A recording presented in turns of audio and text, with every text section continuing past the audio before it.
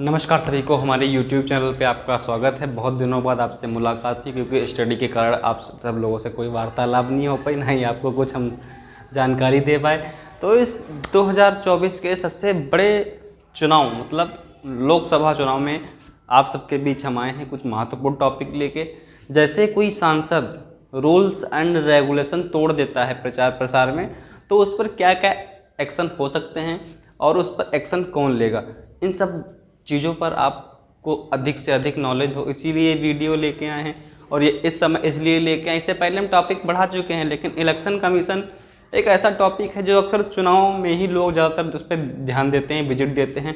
जैसे आपको बता दें, जो हमारा भारत का संविधान है उसमें आर्टिकल 324 में इलेक्शन कमीशन के बारे में बहुत कुछ दिखाया गया है, बताया गया है। बहुत से छोटे छोटे पॉइंट हैं जिन पे आप गौर करें तो वो आपको इस पूरे भारत देश में वो चीज़ें लागू ही दिखेंगी। जैसे आपने देखा होगा, अभी चुनाव चल रहा है, आचार संहिता लागू है, इलेक्शन कमीशन का पूरा दबदबा है।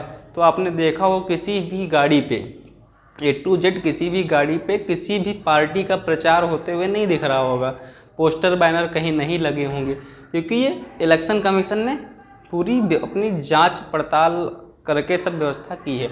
अगर कोई भी सांसद नेता फालतू में कोई भौकाल मारते हुए दिखा, इलेक्शन कमीशन के नियमों का उल्लंघन करते हुए दिखा, तो इलेक्शन कमीशन चाहे तो उस सांसद को, विधायक को जो चुनाव लड़ रहा है, उसको तुरंत 5 साल के लिए ब्लैक लिस्ट कर सकती है। 5, 6 साल 10 साल तक चुनाव का व्यक्ति नहीं लड़ सकता। ये होता है इलेक्शन कमीशन का पावर।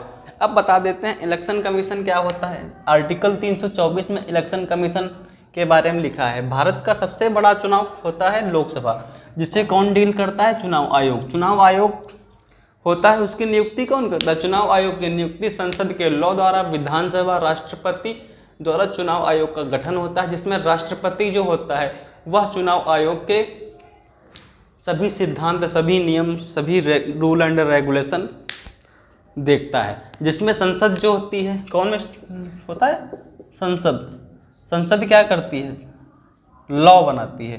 संसद कानून बनाती है कि चुनाव आयोग किस प्रकार का होगा। लेकिन जब आचार संहिता लग गई तब क्या हो गया? राष्ट्रपति शासन हो गया। राष्ट्रपति पूरा चुनाव आयोग को कंट्रोल करता है। तब इनका सबका पावर बिल्कुल जीरो हो जाता है। किसी भी सांसद को जो इलेक्शन कमीशन चाहे तो ब्लैक लिस्ट कर देगा। जैसे 5 गाड़ियाँ चुनाव की, जैसे कोई एक सांसद है, एक सांसद है, उसने चुनाव आयोग से अपील की कि हमें चुनाव में 5 गाड़ियाँ चाहिए। क्या चाहिए? 5 गाड़ी चाहिए प्रचार प्रसार के लिए। अब एक गाड़ी ये होगी, एक ये होगी, एक ये 5 गाड़ी होगी।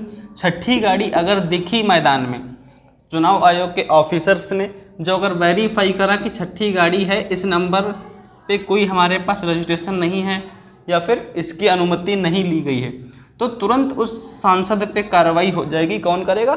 चुनाव आयोग। और उसको दंड मिलेगा, जुर्माना मिलेगा। हो सकता है उसका जो पर्चा दाखिला है वो भी रद्द हो जाए, है ना। तो ये होता है चुनाव आयोग का पावर। देखा है आपने।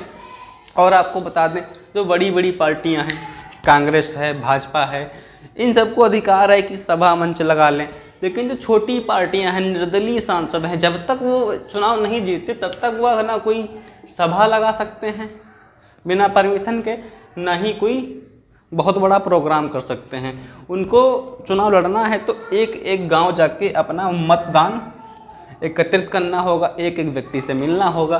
क्योंकि जब तक कोई बड़ी पार्टी उसके समर्थन में नहीं होगी तब तक वह मंच नहीं लगा सकता, है ना, रैली वगैरह नहीं कर सकता। ये सब बहुत सी कंडीशन होती हैं, है ना। जो करेगा तो फिर उनको अनुमति लेनी पड़ेगी। अनुमति तो वैसे सभी को लेनी पड़ती है, लेकिन इनके लिए थोड़ा विशिष्ट प्रावधान होता है क्योंकि ये नई पार्टियां हैं, इनका एक ही सांसद लड़ रहा है, तो इनको थोड़ा परमिशन ज़्यादा लेनी पड़ती है। तो ये चुनाव आयोग बहुत ही सख्ती से चुनाव कराता है। ऐसे सख्ती से चुनाव ना कराया जाए तो बहुत आपत्तिजनक समस्याएं हो जाएंगी, है ना। आपने फिल्मों में देखा होगा कि बहुत सी जगह चुनाव में गुंडे लोग आ जाते हैं और अपने आप ही सारी वोट डाल देते हैं। तो पिक्चर में एक कहानी है, लेकिन यहाँ पर हकीकत है। इलेक्शन कमीशन एक्टिव हो जाता है आचार संहिता लगने के बाद। अब हमारे भारत के संविधान में इलेक्शन कमीशन को जगह दी गई है आर्टिकल 24, 25, 26 में। अब आर्टिकल 324 में तो चुनाव आयोग के बारे में बोला गया है, लेकिन आर्टिकल 325 में क्या बोला गया है? आर्टिकल 325 में बोला गया है जो हमारी मतदाता सूची होती है उसमें जाति, मूल, वंश के आधार पर ऐसा कोई स्पेशल निर्वाचन प्रणाली नहीं बनाई गई है जिसमें वहाँ स्पेशल दर्जा लें। सबके लिए एक समान निर्वाचन प्रणाली है, सभी उसमें अपना मतदान करेंगे। सिर्फ क्राइटेरिया वहाँ डिसाइड किया गया है कि मतदान करने के लिए क्राइटेरिया है वह 18 वर्ष होना चाहिए, भारत के नागरिक होने चाहिए आप, तब आप मतदान कर सकते हैं। मतदाता सूची में आपका नाम ऑलरेडी इंटर हो जाएगा जब आप 18 साल के हो जाएंगे। उसके बाद अब आप किसी भी पार्टी को मतदान कर सकते हैं अपनी स्वतंत्र इच्छा से, है ना। तो ये सारा प्रोसेस जो होता है डिसाइड कौन करता है? चुनाव आयोग। वीडियो अच्छा लगा हो लाइक, सब्सक्राइब, शेयर कर लें जिससे हम आपके लिए आगे के नए टॉपिक बना सकें। धन्यवाद।